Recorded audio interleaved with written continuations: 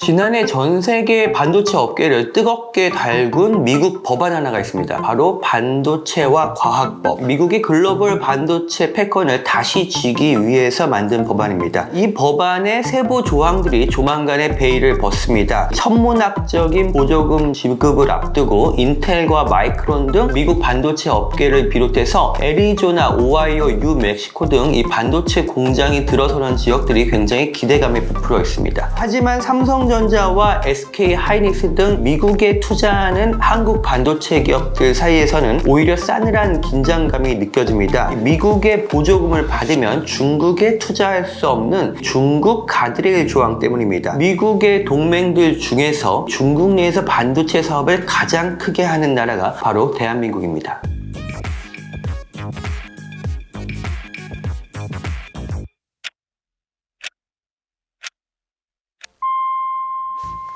안녕하세요. 서울경제신문 워싱턴 특파원 윤홍우입니다. 미국의 인플레이션 감축법에 한국 전기차 차별 문제보다 수백 배는 더 심각하고 중요한 일이다. 최근에 워싱턴 DC에서 만난 한 외교 소식통이 미국 반도체법의 중국 가드레일 조항 등과 관련해서 이렇게 얘기를 했습니다. 실제로 삼성과 SK의 중국 공장 문제는 미국에서 전기차를 팔 때 보조금을 받을 수 있느냐 없느냐 이런 문제하고는 사실 차원이 다른 문제입니다. 올 들어 지난 10일까지 우리나라 무역 적자가 무려 176억 달러에 달하는데요. 가장 결정적인 원인은 역시 반도체 수출 부진이었습니다. 그만큼 우리나라는 반도체에 대한 의존도가 절대적입니다. 지난해 10월부터 이곳 워싱턴 DC에서는 아주 긴장되는 순간들이 있었습니다. 미국의 대중 반도체 장비 수출 통제를 앞두고 이곳에서 한미 간의 치열한 물밑 협상이 벌어졌습니다. 당시 미국은 14나노 이하 로직 반도체, 18나노 이하 D램, 128단 이상 낸드 플래시에 적용되는 기술과 장비에 대한 중국 수출 통제 조치를 전격적으로 단행했는데요. 이미 삼성과 SK의 중국 공장이 이 기준을 넘어선 공정으로 중국 공장을 업그레이드 중이었습니다. 당장 장비가 끊길 위기 속에서 한미 간의 긴밀한 협의 끝에 1년간의 유예 조치가 내려졌습니다. 당시에 협상단에 참여했던 인사들에 따르면 우리 정부는 이 삼성과 SK가 중국 내에서 반도체를 안정적으로 생산하는 것이 중국의 반도체 자립을 막는데 더 효과적이다. 이런 논리로 미국 측을 설득했다고 합니다. 미국도 당시에는 적어도 2-3년간, 수년간은 한국 기업들이 중국 공장을 업그레이드하는 데 있어서 문제가 없도록 하겠다. 이런 입장을 보였다고는 하는데요. 하지만 이 미국 정치권의 대중 매파적인 기조가 그 후로 점점 강해지고 최근에 정찰 풍선 사건 등 미중 간의 갈등을 유발하는 사건이 계속 터지다 보니 이 사안에 대한 불확실성이 한층 더 커지고 있습니다. 자, 이번에 이슈가 되는 이 반도체법의 중국 가드레일 같은 경우는 미국 정부로부터 보조금 혜택을 받으면 앞으로 10년 동안 중국 등 미국의 안보를 위협하는 국가에 첨단 반도체 분야에서 투자를 하면 안 된다는 조항을 담고 있습니다. 법상으로 보면 로직 반도체의 경우 28나노 이하의 투자가 금지되어 있습니다. 이 레거시 반도체는 생산을 해도 되는데 28나노 이하로 들어오면 투자를 해서는 안 된다는 거고요. 이 메모리 반도체가 문제인데요. 상무장관이 국방장관과의 협의해서 그 기준을 정하기로 되어 있습니다. 우리한테 중요한 것은 역시 중국의 투자 규모가 많은 메모리 반도체일 텐데요. 일각에서는 지난해 미국의 대중 장비 수출 통제 당시에 적용된 18나노 이하 D램, 128단 이상 낸드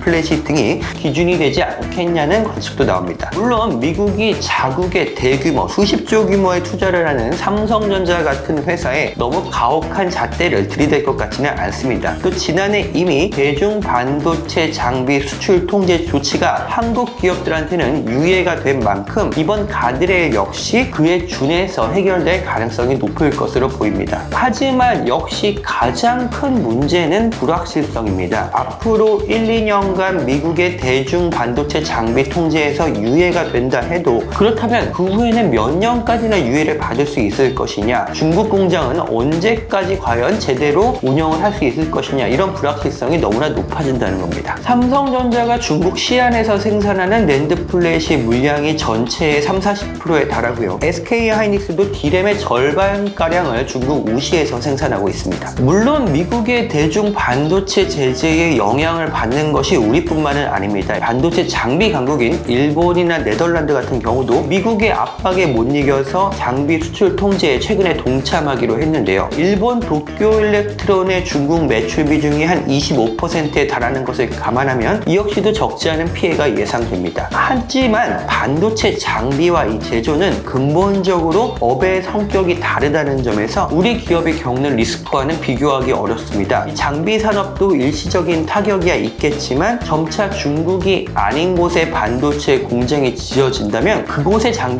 팔면 되는 문제입니다. 이미 수십조를 투자해 놓은 제조업과는 차이가 있다는 겁니다. 그래서 일각에서는 이참에 삼성과 SK도 아예 탈중국을 모색해야 하는 것 아니냐, 이런 목소리도 나옵니다. 하지만 그게 말처럼 정말 쉬운 일이 아닌데요. 투자 규모도 규모지만 이미 공급망이 굉장히 거미줄처럼 얽혀 있습니다. 사실 미국의 애플의 대표적인 아이폰도 폭스콘의 중국 공장에서 만들어지고요. 미국의 PC 업체인 HP와 델 같은 경우도 노트북을 사실상 중국 공장에서 만듭니다. 여기에 투입되는 반도체들이 바로 중국에서 생산된 삼성전자 등의 반도체라고 볼 수 있습니다. 그래서 이 중국 공장 문제는 향후 삼성전자와 SK하이닉스의 미래와 직결되어 있는 사안으로 보입니다. 문제는 미국 내에서 경제적 측면, 시장적 측면이 아니라 안보적 측면에서 중국을 바라보는 시각이 점점 강해진다는 건데요. 삼성과 SK가 이 도전을 어떻게 헤쳐나갈 것인지 지금 이게 한미 관계에 굉장히 큰 관건으로 떠올랐습니다. 윤홍호의 워싱턴 24시 다음 시간에 다시 찾아오겠습니다.